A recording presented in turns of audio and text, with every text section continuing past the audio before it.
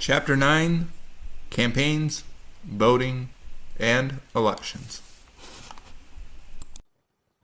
Turning out to vote. The effect of low voter turnout. While most presidents have won a majority of the votes cast in the election, no modern president has been elected by more than 38% of the total voting age population. So think about it. In our modern day presidency, no president has been selected by not even close to 50% of the population that can vote. In congressional elections, in years when a president is not elected, the turnout rates are lower. Turnout rates are even lower yet for most local elections. Some people think that this low voter turnout represents a threat to our representative democratic government, while others believe that non-voting means they're satisfied with what is going on with the executive branch. Let's take a second and look at the voter turnout for presidential and congressional elections from 1904 to 2006. The presidential elections are marked with the orange dot at the top of the chart, and a congressional election is marked with a purple dot at the top. Notice between the years that all congressional elections are below the presidential election. Between 1912 and 1916, the congressional election is fairly high in 1914. As you look towards modern times from 1995 to present, you'll notice a significant decline in the congressional election compared to the presidential election.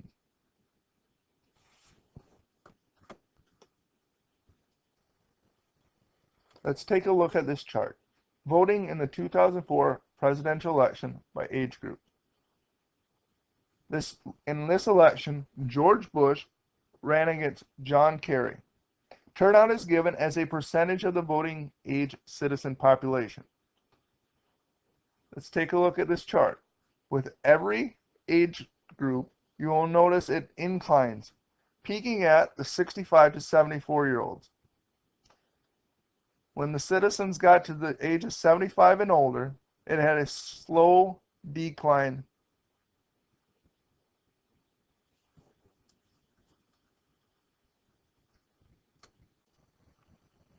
Factors influence who votes. Age. Older people are more likely to vote than younger people. Education. The more education, the more likely to vote. Minority status. Despite a decreasing gap, African Americans are still less likely to vote than whites. Income. The higher the income, more likely to vote. The two-party competition. States that have two strong parties as opposed to one strong and one weak party tend to have a higher voter participation. Gender. Women vote at a higher percentage than men. Look at these two charts. One dealing with age and the percentage of people who vote in that age bracket. The other one is educational level. Notice, the more education, the higher chances you are to vote. The older you get, the higher the chance you are to vote.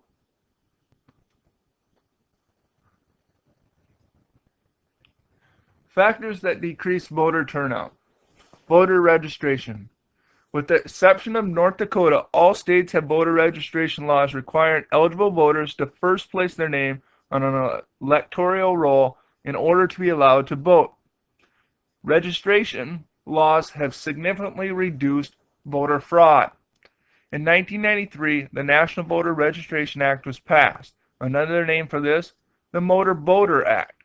This allowed people to register to vote while applying or renewing a driver's license. An interesting statistic here. 90% of Republicans opposed this act, while 95% of Democrats supported it. Why do you think so many Republicans opposed it and so many Democrats supported it?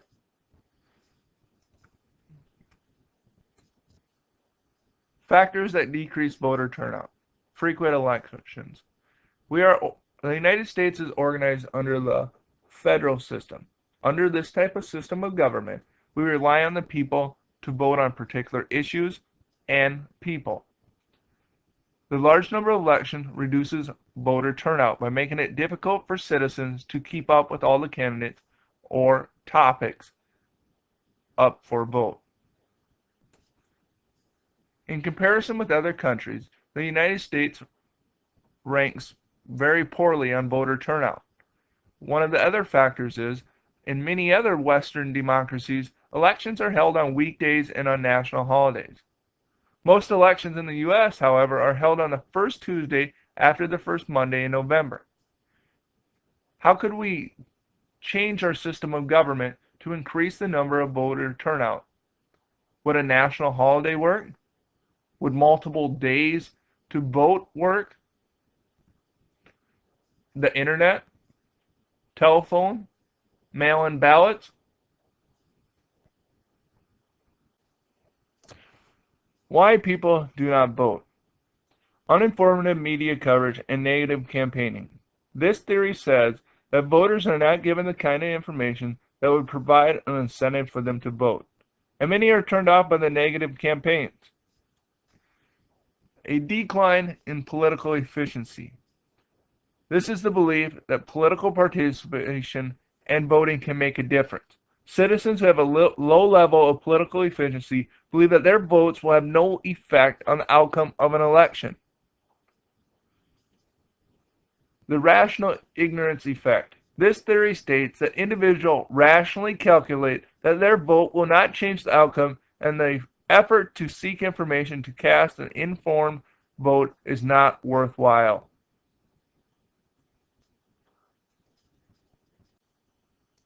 Cast in the ballot. The U.S. uses the Australian ballot, a secret ballot that is prepared, distributed, and counted by government officials at public expense.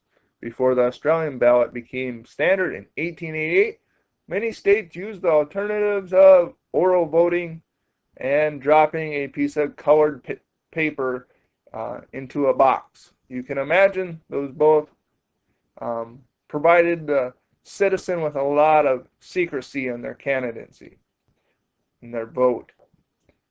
The two types of Australian ballots that are used in the U.S. in general elections.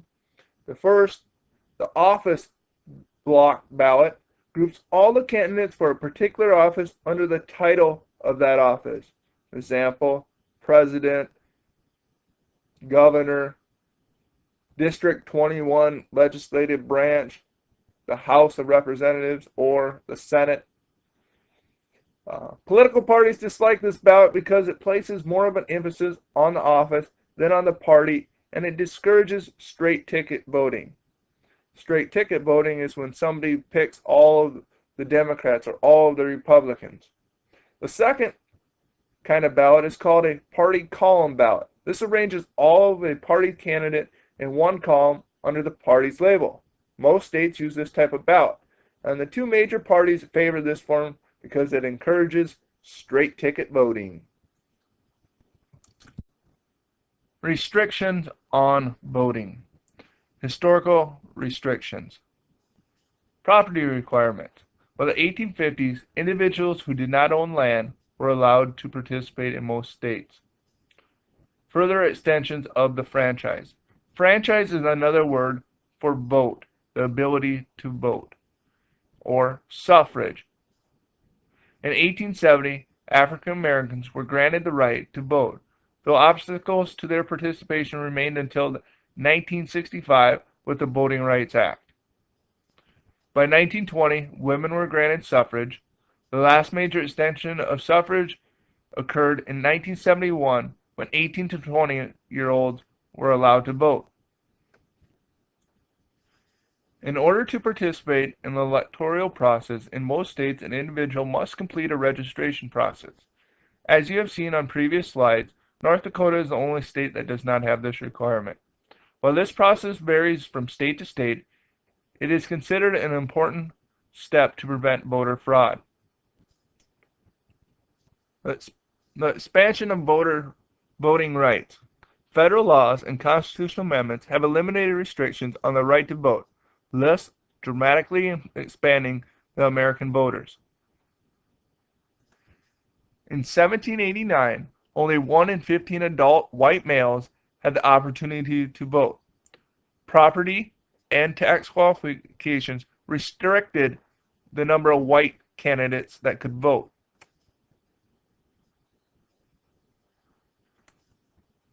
President Andrew Jackson expanded voting rights. He eliminated proper ownership and tax payments as qualifications for voting. By 1850, almost all white adult males had the opportunity to vote.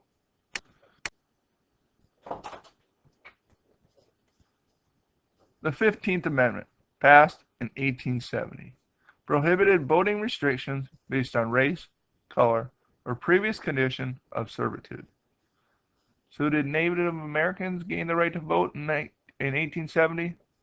No, not until 1924. The Indian Citizenship Act of 1924 declares all non-citizen Indians born within the U.S. to be citizens, giving them the right to vote. But they still didn't get the right to vote. Despite the passage of the Indian Citizenship Act, the right to vote is still governed by state law, and many Native Americans effectively were barred from voting until 1948. All right, back to the 15th Amendment. It was supposed to prohibit voting restrictions. However, especially in the South, people were still required, and when I say people, African Americans were still required to take literacy tests, poll taxes. They had white primaries, and people were grandfathered in. So if they couldn't read, if they didn't have money, if they were white, they were grandfathered in. The 19th Amendment, passed in 1920. This removed voting restrictions based on gender. Prior to 1920, women had full voting rights in New York and a number of western states. Wyoming was one of the first states to allow women to vote.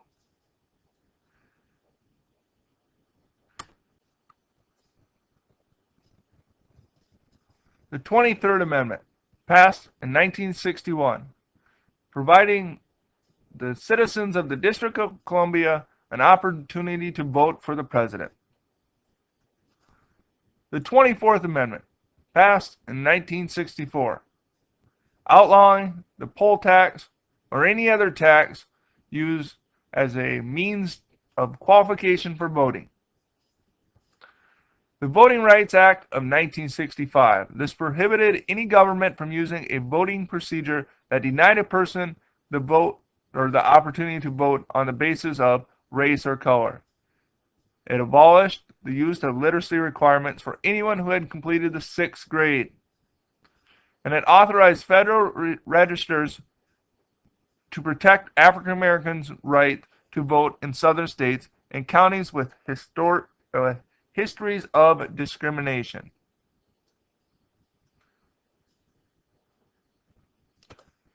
The 26th Amendment, passed in 1971, granting 18-year-olds the right to vote in any election. 18 to 20-year-olds the right to vote. As you notice from that chart, the 18 to 20-year-olds have a stellar percentage of show up at the voting polls.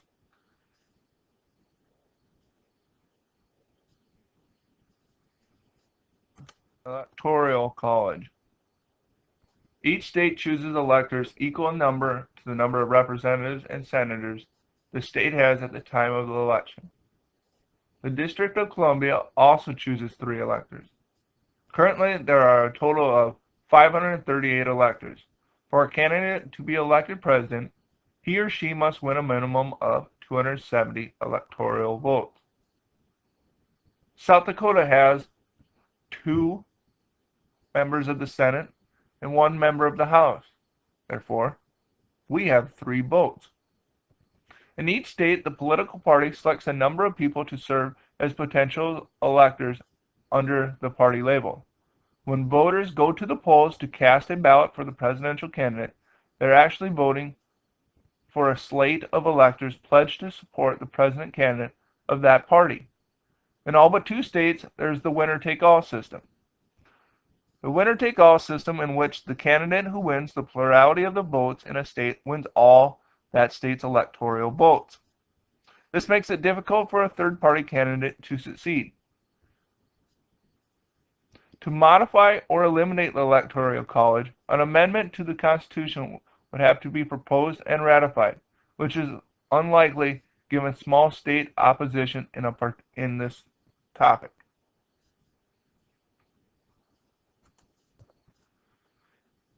The Electoral College encourages presidential candidates to focus on campaigns in the most populous states.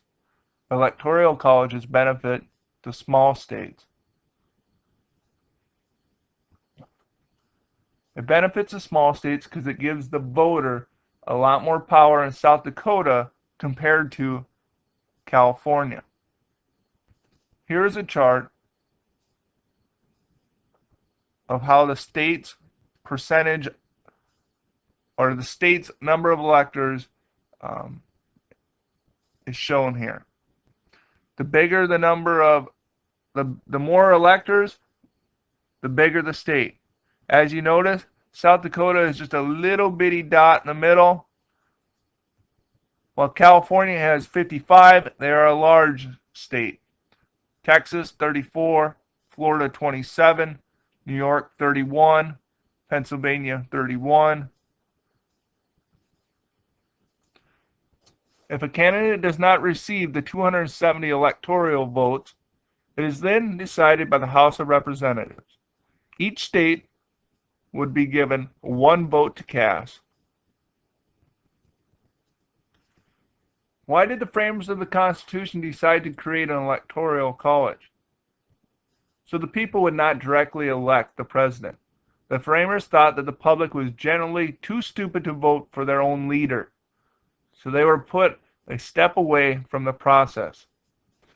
An interesting fact with the Electoral College. In the 1820 election, John Quincy Adams received 1 electoral vote. How did he receive just 1 when all states have a minimum of 3? Well, 1 elector did not want James Monroe to sweep the Electoral College. The elector wanted George Washington, the first president, to be the only one to be honored with this accomplishment. So he voted for John Quincy Adams. When does the Electoral College vote for the president? On the first Monday following the second Wednesday in December.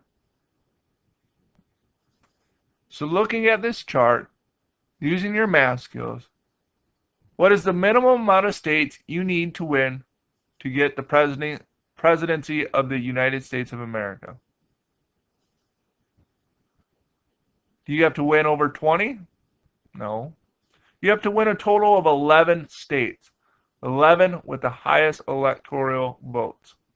California, Texas, New York, Florida, Pennsylvania, Illinois, Ohio, Michigan, New Jersey, Georgia, and North Carolina. Serving as a congressman was not even considered a career during the nation's first century and a half.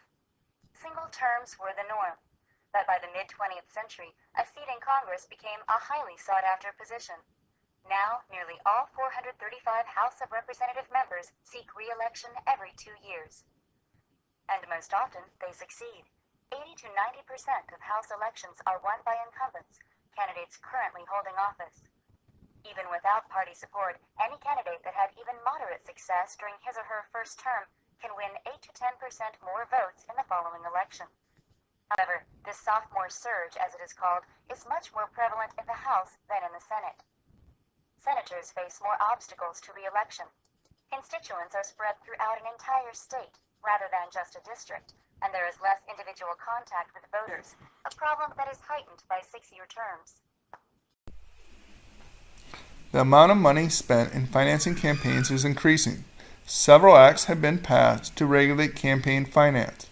The Federal Election Campaign Act of 1971 and its amendments in 1974 and 76 limited spending and contributions. The acts allowed corporations, labor unions, and interest groups to set up political action committees, PACs, to raise money for candidates. Additionally, public matching funds were made available to presidential candidates given certain criteria. Hard money is money donated directly to the candidate. Soft money is a contribution given to a political party for party building activities. Since 2002, Bipartisan Campaign Finance Reform Act, soft money is prohibited in federal elections.